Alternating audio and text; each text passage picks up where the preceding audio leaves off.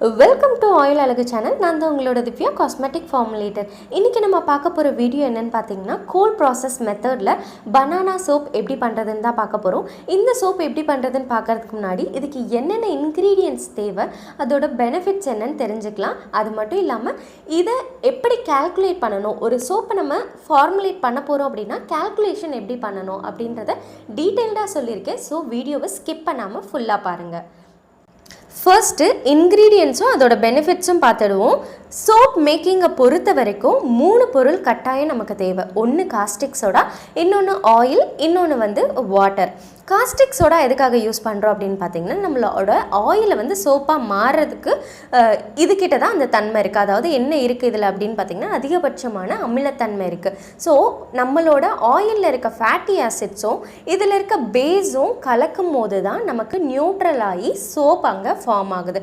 அந்த ப்ராசஸை தான் சாப்பானிஃபிகேஷன் ப்ராசஸ் அப்படின்னு சொல்கிறோம். இது அதிகபட்சமான அமிலத்தன்மை இருக்கனால நம்மளோட கையில் பட்டால் எரிச்சல் ஊட்டக்கூடிய தன்மை இதுக்கு அதிகம். அந்த ரீசன் இதை எப்போ நீங்கள் ஒர்க் பண்ணுறீங்கனாலும் நம்மளை சுற்றி கிட்ஸ் இருக்கக்கூடாது, பெட்ஸ் இருக்கக்கூடாது. நம்மளே இதில் ஒர்க் பண்ணும்போது safety measurements, gloves, full hand dress போடுறது, ஐ காகுல் யூஸ் பண்ணுறது, இந்த மாதிரி ப்ரொடெக்டிவாக தான் நம்ம யூஸ் பண்ணணும். அடுத்தது ஆயிலில் நான் சூஸ் பண்ணியிருக்கிறது first coconut oil. Coconut oil பார்த்திங்கன்னா நம்ம டேரெக்டாக எடுத்து ஸ்கின்க்கு அப்ளை பண்ணுறோம் அப்படின்னா நல்ல ஒரு ஹைட்ரேஷனும் மாய்ஸ்சரும் கொடுக்கும். இதுவே நம்ம காஸ்டிக் சோடாவோட கலந்த பிறகு இந்த கோகோனட் ஆயில் என்ன ஆகும்னு பார்த்திங்கன்னா, இதில் கிளென்சிங் ப்ராப்பர்ட்டிஸ் அதிகமாகிடும். அதனால் இதில் நுரைக்கக்கூடிய தன்மை அதிகமாக இருக்கும். நம்மளோட ஸ்கின்னில் இருக்க அழுக்க எடுக்கக்கூடிய தன்மையும் இதில் கிடைக்கிது. எப்போது நம்மளோட காஸ்டிக் சோடாவும் ஆயிலும் பைண்ட் ஆனதுக்கு அப்புறம். இது பார்த்திங்கன்னா நம்மளோட சோப்பை ஹார்டன் பண்ணுறதுக்காகவும் ஹெல்ப்ஃபுல்லாக இருக்குது. இதில் அதிகமான கிளென்சிங் ப்ராப்பர்ட்டிஸ் இருக்கனால கோகோனட் ஆயில் 100% வச்சு யூஸ் பண்ணக்கூடாதுன்னு ஒரு சோப் மேக்கிங் ரூலே இருக்குது. அடுத்த இன்க்ரீடியன்ட் பார்த்திங்கன்னா ரைஸ் பிரான் ஆயில். இந்த ஆயில் பார்த்திங்கன்னா ஆலிவ் ஆயில் என்னால் அஃபோர்ட் பண்ண முடியாது அப்படின்றவங்க ரைஸ் பிரான் ஆயில் ரீப்ளேஸ் பண்ணிக்கலாம். இதுலேயுமே ஆலிவ் ஆயில் மாதிரி மாய்ஸ்சர் நல்லா கொடுக்கும். Vitamin E and anti accident அதிகமாக இருக்குது. இதுவுமே பார்த்திங்கன்னா நம்மளோட ஆலிவ் ஆயில் மாதிரி லேதர் ரொம்பவே கம்மியாக தான் கொடுக்கும். இப்போது இந்த சோப் மேக்கிங்க்கு நான் இப்போ எடுத்திருக்க சோப் பார்த்திங்கன்னா ஆயிலி ஸ்கின்க்கு நான் இப்போ ப்ரிப்பேர் பண்ணுறேன். இதுக்கு நான் 2 ஆயில் சூஸ் பண்ணியிருக்கேன், coconut oil, rice bran oil. இதை வச்சு மட்டும் தான் உங்களுக்கு பண்ண போகிறேன். இதோட கால்குலேஷன் எப்படி பண்ணணும் அப்படின்றத நான் இப்போ உங்களுக்கு காட்டுறேன். ஒரு சோப்பை நீங்கள் ஃபார்முலேட் பண்ண போகிறீங்க அப்படின்னா அதுக்கு ஃபஸ்ட்டு நீங்கள் என்ன ஆயில் சூஸ் பண்ண போகிறீங்க, அது எவ்வளோ கிராம் உங்ககிட்ட இருக்குது, அதில் எத்தனை சோப் கிடைக்கும், இதுதான் நம்ம ஃபஸ்ட்டு ஸ்டார்ட் பண்ணுறப்ப நம்மளுக்கு தேவையான ஒரு ஐடியா. நான் இப்போ 2 ஆயில் எடுத்திருக்கேன். 2 ஆயிலுமே சரிசமமாக பாதி எடுக்க போகிறேன். ஸோ 700 கிராம் ஆஃப் ஆயில், அது ரெண்டுமே பாதியாக 350 கிராம் 350 கிராம்னு நான் எடுத்துக்கிறேன். இப்போது நான் ஆயில் எவ்வளோ கிராம் எடுக்கிறேன்றதை நான் முடிவு பண்ணிட்டேன். அடுத்தது இந்த ஆயில் நான் சோப்பாக மாற்றணுன்னா எனக்கு எவ்வளோ கிராம் ஆஃப் காஸ்டிக் சோடா வேணும் அப்படின்றத நான் கண்டுபிடிக்கணும். ஸோ அதுக்கு என்ன பண்ணணும்னு பார்த்தீங்கன்னா, ஒரு ஆயில் எவ்வளோ கிராம் எடுத்திருக்கோம் இன்ட்டு அதோட sap value. For example 350 gram of coconut oil. So 350 into coconut ஆயிலோட சாப் வேல்யூ பார்த்தீங்கன்னா 0.191.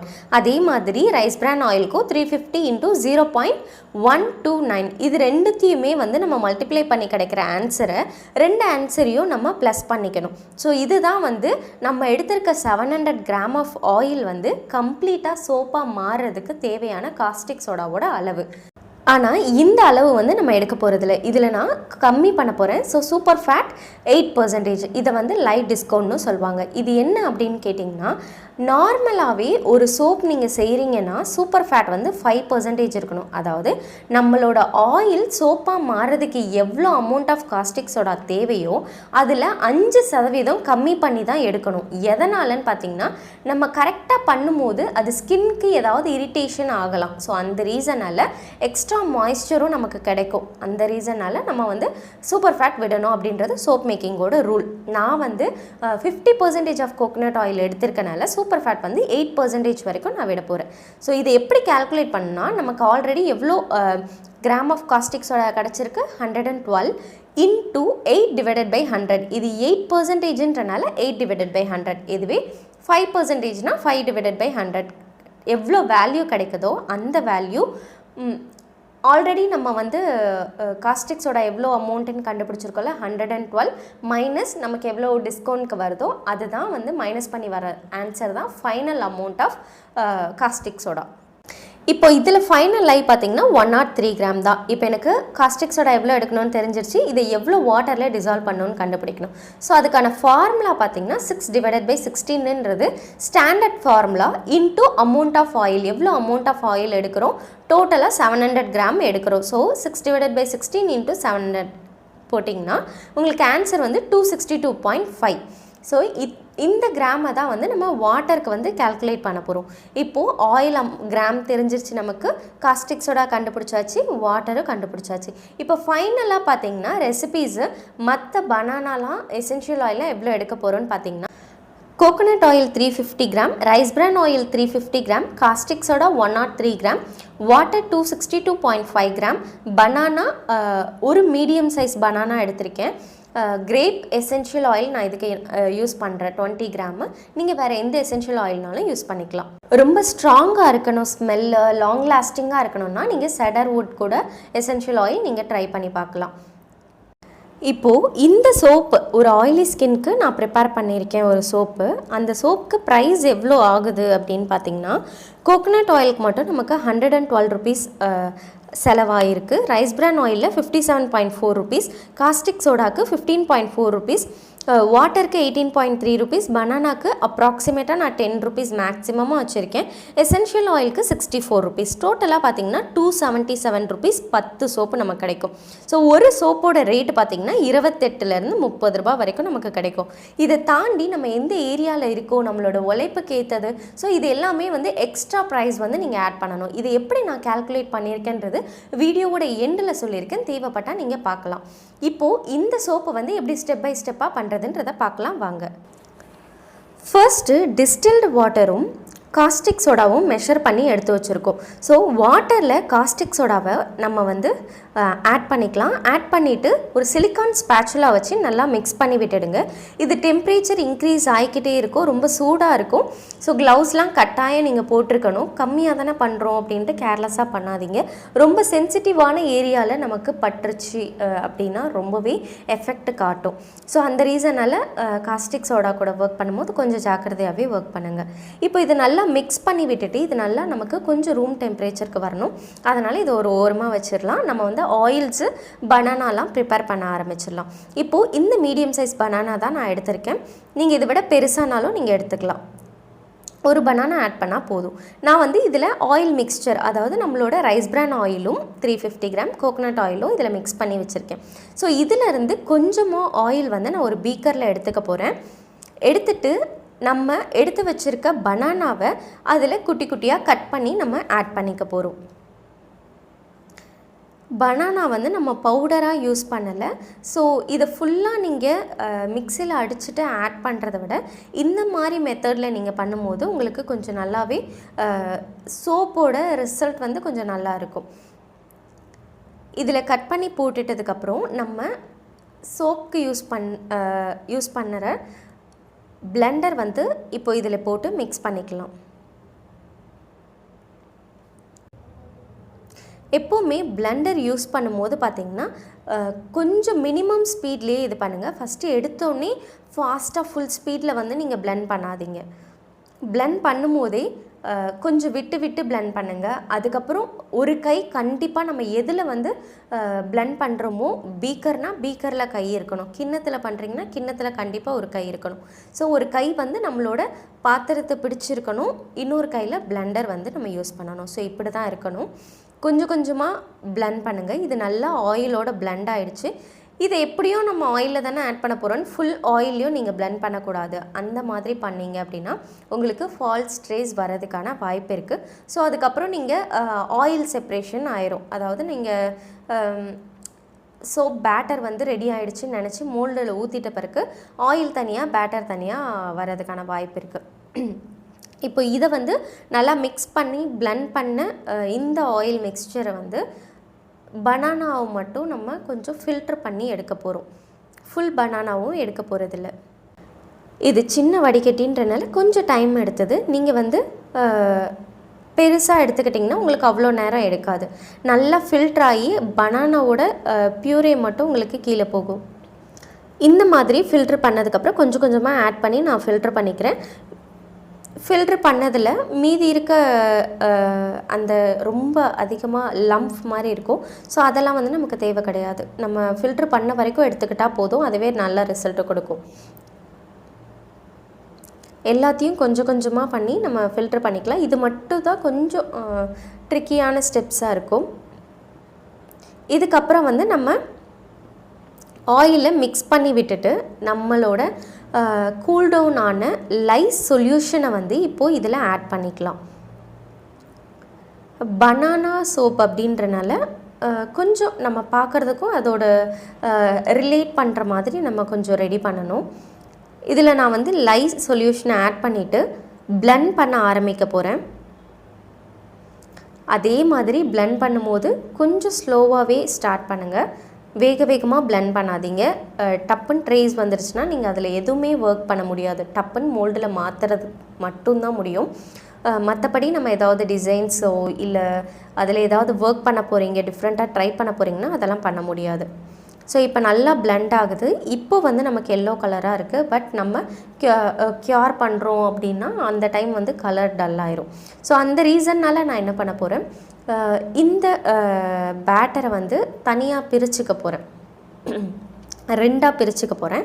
அதில் ஒரு இதில் மட்டும் நான் yellow iron oxide powder add பண்ண போகிறேன். ஸோ எனக்கு இப்போது ட்ரேஸ் வந்துருச்சு. அதனால் நான் வந்து ஃபஸ்ட்டே என்னோடய எசென்ஷியல் ஆயிலை ஆட் பண்ணிக்கிட்டேன். ஆட் பண்ணி நல்லா பிளெண்ட் பண்ணிவிட்டு அதுக்கப்புறம் தான் வந்து 2 பார்ட்டாக நான் பிரிக்க போகிறோம். ஒரு பார்ட்டில் வந்து எல்லோ அயன் ஆக்சைட் பவுடர் வந்து ஆட் பண்ண போகிறேன். ஆட் பண்ணிவிட்டு அதில் நல்லா பிளெண்ட் பண்ணிடலாம். எதில் வேணாலும் நீங்கள் ஆட் பண்ணிக்கலாம். ஜஸ்ட் இது ரெண்டுமே ஒன்றா தான் நம்ம கலக்க போகிறோம். ஒரே இதில் போட்டு பண்ணால் ரொம்ப லைட் கலராக ஆயிரும். அதுக்கப்புறம் வந்து நமக்கு க்யூரிங் டைம் முடியும் போது சோப்போட கலரே ரொம்ப சாண்டலோ இல்லை வெள்ளை கலராக மாறுறதுக்கு வாய்ப்பு இருக்குது. அதனால் நான் வந்து பேட்டரை தனியாக பிரிச்சுட்டு ஃபஸ்ட்டு இதை ஊற்றிட்டு அதுக்கப்புறம் வந்து நம்மளோட எல்லோ கலரு பேட்டரை மேலே ஊற்ற போகிறோம். ரெண்டும் ஓவரால் மிக்ஸ் ஆகி தான் இருக்கும். இதுக்கு பனானா சீட்ஸ் தேவை அப்படின்றதுனால, சீட்ஸ் மாதிரி நமக்கு அங்கங்கே தெரியணும் அப்படின்றனால நான் வந்து சப்ஜா விதையை வந்து கொஞ்சமாக ஆட் பண்ணிக்கிறேன். இது வந்து மெஷர்மெண்ட் எல்லாம் இல்லை, ஜஸ்ட் நீங்கள் உங்களுக்கு எவ்வளோ தேவையோ ஆட் பண்ணிக்கலாம். இது லுக் வைஸ் அழகாக இருக்கணும் அப்படின்றதுக்காண்டி தான் இது. இதை வந்து நீங்கள் டபுள் கலராகவும் காட்டலாம். அப்படி டபுள் கலராக காட்டினோன்னா இன்னும் கொஞ்சம் நேரம் நீங்கள் பிளெண்ட் பண்ணணும். இந்த மாதிரி போரிங் கன்சிஸ்டன்சியில் இருக்கக்கூடாது. திக் ட்ரேஸ் வந்தால் தான் லேயர் வந்து கரெக்டாக உட்காரும். இப்போ இது வந்து நமக்கு மீடியம் ட்ரேஸில் தான் இருக்குது. நான் ரெண்டுத்தையும் மிக்ஸ் பண்ணி தான் விட போகிறேன். ஸோ அந்த ரீசனால் எனக்கு இது கரெக்டான கன்சிஸ்டன்சின்றனால நான் போர் பண்ண போகிறேன். மோல்டில் போர் பண்ணுறதுக்கு முன்னாடி ரப்பிங் ஆல்கஹால் ஸ்ப்ரே பண்ணிக்கணும், ஸ்டெர்லைசேஷனுக்காக. எந்த ஒரு கண்டாமினேஷனும் நடக்கக்கூடாதுன்றதுக்காக நம்ம வந்து ரப்பிங் ஆல்கஹால் ஸ்ப்ரே பண்ணிக்கிறோம். இப்போ நான் ஃபஸ்ட்டு பேட்டர் ஊற்றிட்டேன். அதுக்கு மேலே வந்து அந்த எல்லோ கலர் பேட்டர் வந்து நம்ம போர் பண்ண போகிறோம். போர் பண்ணும் போதே உங்களுக்கு நல்லா மிக்ஸ் ஆயிரும். நீங்கள் தனியாக மிக்ஸ் பண்ணணும் அப்படின்றதுலாம் அவசியம் கிடையாது. இதுவே பார்த்திங்கன்னா நம்ம ஒரு 2 to 3 grams இருக்கும் நம்மளோட எல்லோ அயன் ஆக்சைடு. அதுக்கே ரொம்ப லைட் கலர் தான் நமக்கு ஃபைனலாக அவுட்புட் கிடைக்கும். பட் பனானாவோட கலர் வந்து உங்களுக்கு தெரியும்ல, ரொம்ப எல்லோவாக இருக்காது, கொஞ்சம் சாண்டலாக தான் இருக்கும். ஸோ அந்த கலர் தான் நமக்கு கிடைக்கும். ஃபைனல் அவுட்புட் நல்லாயிருக்கும். இப்போ வந்து நமக்கு ஒரு மேங்கோ எல்லோ இருக்குது. பட் அன்மோல்ட் பண்ணும்போதே உங்களுக்கு கலர் சேஞ்சஸ் வந்து நீங்கள் ஃபைண்ட் அவுட் பண்ண முடியும். இதில் வந்து லேஸாக ஏதாவது உங்களுக்கு பிடிச்ச ஒரு டிசைன்ஸ் கொடுத்துட்டு மேலே இன்னும் கொஞ்சம் அந்த ஜியா சீட்ஸ் வந்து நம்ம ஆட் பண்ணிக்கலாம். நான் வந்து சும்மா ரேண்டமாக ஒரு சிம்பிளாக எப்பவும் போடுற டிசைன் மாதிரி போட்டுட்டு சப்ஜா சீட் வந்து ரொம்ப கம்மியாக தூவி விடுற மாதிரி தூவி விடுவேன். ரொம்ப சென்டரில் வந்து நம்ம அதிகமாக போடுற மாதிரி இருந்தால் ரொம்ப கொச்சன்னு இருக்க மாதிரி இருக்கும். பனானாவில் பார்த்துருப்பீங்க, அங்கங்கே தான் தெரியும், ரொம்ப கிட்ட இருக்காது. ஸோ அந்த மாதிரி தான் நான் வந்து ட்ரை பண்ண போகிறேன். ரொம்ப கம்மியாக தூவ போகிறேன் மேலே. இது உங்களோட இஷ்டம்தான். உங்களுக்கு நிறையா தான் வேணும் அப்படின்னாலும் நீங்கள் நிறையா போட்டுக்கலாம். அது ஒன்றும் ப்ராப்ளம் கிடையாது. ஜஸ்ட்டு லுக்குக்காக தான் இது. ஒன்ஸ் ரெடி பண்ணிட்டீங்க அப்படின்னா மோல்டை திரும்பவும் ரப்பிங் ஆல்கஹால் ஸ்ப்ரே பண்ணிக்கோங்க. அப்படி ஸ்ப்ரே பண்ணுறது மூலயமா சோடா ஆஷ் ஃபார்மேஷனை வந்து நம்மளால் தடுக்க முடியும். இது வந்து பார்த்திங்கன்னா 1 டேலேயே நல்லா ஹார்டன் ஆகிடுச்சு. ஏன்னா கோகோனட் ஆயில் அதிகமாக சேர்த்துருக்கோம். ஸோ நமக்கு குவிக்காகவே ஹார்டன் ஆயிரும். இப்போ இதை கட் பண்ண ஆரம்பிக்கலாம். கட் பண்ணும்போது பார்த்திங்கன்னா அங்கங்கே கொஞ்சம் டார்க் எல்லோவாகவும் மீதி இடத்துல கொஞ்சம் பேல் எல்லோவாகவும் நமக்கு கிடைக்கும். ஸோ ரிசல்ட் வந்து நான் சாட்டிஸ்ஃபைட். எனக்கு ரொம்ப பிடிச்சிருக்கு. உங்களுக்கு பிடிச்சிருக்கா பிடிக்கலையான்றதை கமெண்ட் பண்ணுங்கள். இதோட வீடியோ முடியலை. இன்னும் வந்து நம்ம பண்ணியிருக்கிறது ஆயிலி ஸ்கின்காக தானே பண்ணியிருக்கோம். ஸோ ட்ரை ஸ்கின்க்கும் சென்சிட்டிவ் ஸ்கின்க்கும் எந்த மாதிரி ஆயில் சூஸ் பண்ணணும், அவங்களுக்கு என்ன ஃபார்முலேஷன் கொடுக்கலாம் பனானா சோப்புக்கு அப்படின்றத நான் இன்னும் டீட்டெயில்டாக எக்ஸ்பிளைன் பண்ணியிருக்கேன். ஸோ அது தேவைப்படுறவங்க கண்டினியூ பண்ணுங்கள் வீடியோவை. இல்லை இதுவே உங்களுக்கு ஓகே அப்படின்னாலும் நீங்கள் இதுவே ஃபாலோ பண்ணிக்கலாம். இப்போது ட்ரை ஸ்கின்க்கு வந்து எப்படி ஆயில் சூஸ் பண்ணணும் அப்படின்றத வந்து நம்ம அதோட பெனிஃபிட்ஸ் பார்த்துட்டு அதுக்கப்புறம் எப்படி ஃபார்முலேட் பண்ணுறதுன்னு பார்க்கலாம். ட்ரை ஸ்கின்னை பொறுத்த வரைக்கும் மாய்ஸ்சர் ரொம்ப முக்கியம். அதுக்காக ஆலிவ் ஆயில் நான் சூஸ் பண்ணியிருக்கேன். ஆனால் இது வந்து நம்மளோட பாரை வந்து ரொம்பவே சாஃப்டன் பண்ணும். நம்மளோட சோப்பை வந்து ரொம்ப ஹார்டன் பண்ணாது.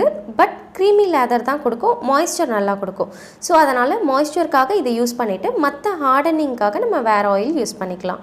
அடுத்தது பார்த்திங்கன்னா ஷியா பட்டர். ஷியா பட்டர் வந்து எக்ஸலண்ட்டான ஒரு பட்டர். வந்து நமக்கு மாய்ஸ்சர் ரொம்ப நல்லா கொடுக்கும். லக்ஸரியஸாக இருக்கும். நம்மளோட ஸ்கின் சாஃப்ட்னஸாக இருக்கட்டும், சோப்புக்கு ரொம்பவே நல்ல ஒரு ஃபினிஷ் கொடுக்கும் கண்டிஷ்னிங்க்கு. அது மட்டும் இல்லாமல் இது மாய்ஸ்சரும் கொடுக்கும், ப்ளஸ் நம்மளோட சோப்பை வந்து ஹார்டன் பண்ணுறதுக்கும் ஹெல்ப்ஃபுல்லாக இருக்கும். ஸோ அந்த ரீசனால் நான் ஷியா பட்டர் யூஸ் பண்ணுறேன். அடுத்த இன்க்ரீடியன்ட் பார்த்திங்கன்னா கேஸ்டர் ஆயில். கேஸ்டர் ஆயிலுமே நல்ல ஒரு மாய்ஸ்சர் கொடுக்கும். நம்ம ட்ரை ஸ்கின்ன்றனால மாய்ஸ்சர் கொடுக்கக்கூடிய ஆயில்ஸ் அண்ட் பட்டர்ஸ் அதிகமாக யூஸ் பண்ணுறோம். இது வந்து லேதருக்குமே ஹெல்ப்ஃபுல்லாக இருக்கும் கேஸ்டர் ஆயில். அது மட்டும் இல்லாமல் இதை அதிகமாக நம்ம யூஸ் பண்ணிக்க முடியாது, கம்மியான பர்சன்டேஜ் தான் யூஸ் பண்ண முடியும். அது ஒரு ட்ராபேக் இதில். ஏன்னா அதிகமாக யூஸ் பண்ணிட்டால் நம்மளோட சோப் வந்து ரொம்ப கொலக்கலன்னு ஒட்டுற மாதிரி ஆயிரும். இப்போது ட்ரை ஸ்கின்கான ஃபார்முலேஷன் பார்த்துடலாம். கோகோனட் ஆயில் பார்த்திங்கன்னா 330 கிராம், அதோட சாப் வேல்யூ ப்ராக்கெட்டில் கொடுத்துருக்கேன். Olive oil 440 gram, castor oil 80 gram, ஷியா பட்டர் 150 கிராம். டோட்டலாக பார்த்திங்கன்னா நான் 1 kg வந்து ஆயில்ஸ் வந்து யூஸ் பண்ணியிருக்கேன். இப்போது இந்த 1 kg ஆயிலுக்கு நமக்கு எவ்வளோ காஸ்டிக் சோடா வேணும்னு கண்டுபிடிக்கிறதுக்கு ஒரு ஆயிலோட கிராம், அதோட சாப் வேல்யூ எவ்வளோ டோட்டலாக வருதோ அந்த வேல்யூவை மொத்தமாக ஆட் பண்ணி கிடைக்கிற வேல்யூ தான் சோடியம் ஹைட்ராக்சைடு நம்ம எடுக்க போகிறது. இதில் பார்த்திங்கன்னா 151.87 கிராம் ஆஃப் சோடியம் ஹைட்ராக்சைடு தான் நம்ம எடுக்க போகிறோம். இப்போது இது சூப்பர் ஃபேட் நம்ம 5% விட போகிறோம். இது வந்து காமன் சோப் மேக்கிங் ரூல். அதுக்கு நம்ம ஆல்ரெடி கண்டுபிடிச்சிருக்க காஸ்டிக் சோடாவோட அமௌண்ட் இன்ட்டு 5/100 நமக்கு 5% எவ்வளோன்றதை கண்டுபிடிச்சிடும், 7.59. இதை வந்து நம்ம ஆல்ரெடி கண்டுபிடிச்சிருக்க காஸ்டிக் சோடாவோட அமௌண்ட்டோட மைனஸ் பண்ணோன்னா ஃபைனலாக கிடைக்கிறது 144.28 கிராம். இந்த காஸ்டிக் சோடாவோட அமௌண்ட்டை எவ்வளோ வாட்டரில் நம்ம டிசால்வ் பண்ண போகிறோம் அப்படின்னு பார்த்தீங்கன்னா அதுக்கான formula 6/16 standard formula into amount of oil 1000 gram. So இதை நமக்கு கால்குலேட் பண்ணால் 375 கிராம் ஆஃப் வாட்டரை தான் வந்து நம்ம ஃபைனலாக எடுக்க போகிறோம்.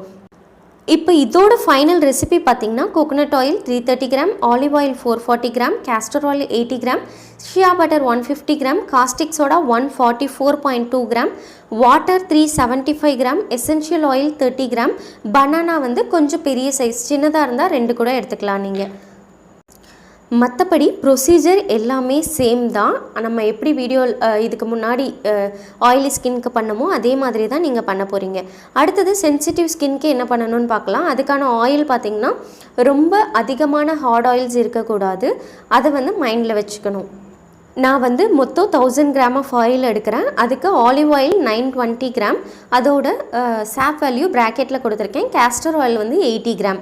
இப்போ வந்து கேஸ்டர் ஆயில் எதுக்காக யூஸ் பண்ணுறோன்னா அது ஒரு நல்ல லேதர் கொடுக்கும். ஏன்னா ஆலிவ் ஆயிலில் சுத்தமாக அந்தளவுக்கு நமக்கு லேதர் கிடைக்காது. ஸோ அந்த ரீசனுக்காக வந்து கேஸ்டர் ஆயில் நான் ஆட் பண்ணியிருக்கேன். நீங்கள் முடிஞ்ச அளவுக்கு சாஃப்ட் ஆயில்ஸ் ஆட் பண்ணிங்க அப்படின்னா கண்டிஷ்னிங் ரொம்ப நல்லாயிருக்கும் அவங்க ஸ்கின்னுக்கு. இப்போது இந்த ஆயிலுக்கு நான் எவ்வளோ காஸ்டிக் சோடா எடுக்கணும்னு பார்த்தீங்கன்னா அமௌண்ட் ஆஃப் ஆயில் இன்ட்டு சாப் வேல்யூ 2 ஆயிலுக்கும் நான் ப்ளஸ் பண்ணால் எனக்கு ஃபைனலாக கிடைக்கிற கிராம் வந்து 134.4 கிராம் ஆஃப் காஸ்டிக் சோடா தான் நான் எடுக்கணும். ஆனால் இவங்க வந்து சென்சிட்டிவ் ஸ்கின்னாக இருக்காங்க. ஸோ நம்ம நார்மலாக 5% சூப்பர் ஃபேட்டை விட இவங்களுக்கு கொஞ்சம் எக்ஸ்ட்ரா சூப்பர் ஃபேட் விடணும். ஏன்னா எந்த காரணத்துக்காகவும் அவங்களோட ஸ்கின்ல வந்து நம்மளோட காஸ்டிக்ஸோட எஃபெக்ட் பண்ணிடக்கூடாது. சரியாக க்யூரிங் பண்ணலைன்னா கூட காஸ்டிக்ஸோட நம்ம சோப்பில் இருக்கிறதுக்கான வாய்ப்பு இருக்குது. ஸோ அந்த ரீசன்னால் நம்ம வந்து 8% ஆஃப் சூப்பர் ஃபேட் வந்து விட போகிறோம். ஆக்சுவல் அமௌண்ட் ஆஃப் காஸ்டிக்ஸோட எவ்வளோ 134 × 8/100 எவ்வளோ ஆன்சர் கிடைக்கும்னா 10.7 கிடைக்கும். அங்கே 123.7 கிராம்னு கொடுத்துருக்கேன், அது தப்பு. அது ஃபைனல் காஸ்டிக் சோடாவோட அமௌண்ட்டு. நமக்கு இதில் 8%ன்றது 10.7 தான் வந்து 8%, அதை மைனஸ் பண்ணி கிடைக்கிற வேல்யூ தான் வந்து நமக்கு ஃபைனல் காஸ்டிக் சோடாவோட அமௌண்ட்டு. அடுத்தது இதுக்கு வந்து நான் எவ்வளோ வாட்டர் எடுக்கணும் அப்படின்னு கண்டுபிடிக்கிறதுக்கு 60/16 × 1000 கிராம் ஆஃப் ஆயில்ன்றனால தான் சேம் 375 கிராம் ஆஃப் ஆயில் வரப்போகுது.